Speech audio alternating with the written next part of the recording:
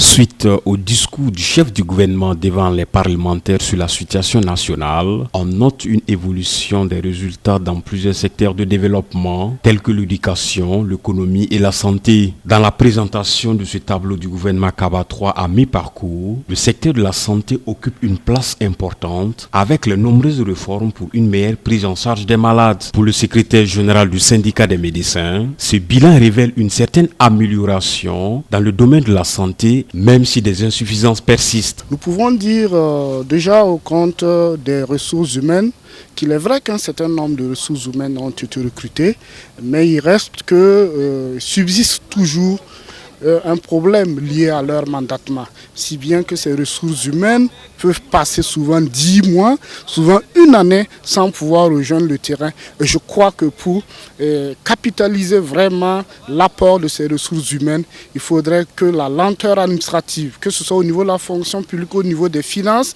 puisse être levée de sorte à ce que ces médecins puissent réellement aller auprès de populations pour offrir des soins de qualité.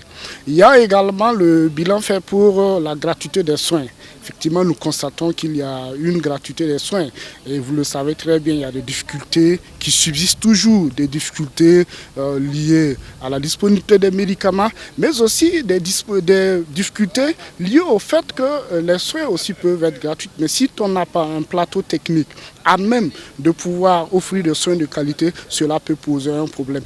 Le secrétaire général du syndicat des médecins s'insurge contre les autorités sur la non prise en compte de l'état de délabrement de l'hôpital Yalagdo-Ouedraogo. Vous voyez l'état de délabrement de Yalagdo. Alors, de mon point de vue, l'hôpital Yalagdo, si j'étais décideur, je mettrais en place un plan de rénovation totale où on pourrait mettre en berne l'hôpital pour le rénover parce que nous avons vu que des milliards ont été injectés avec des plans de réfection, mais ça n'a jamais donné grand-chose. Sur la question de l'assurance maladie, le secrétaire estime que ce volet connaît une progression, mais mérite plus d'élargissement à toutes les couches.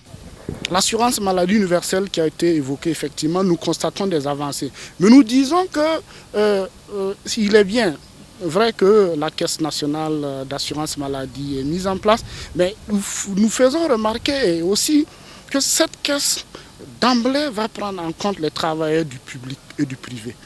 Et cela, de notre point de vue, va laisser une masse abyssale en rade.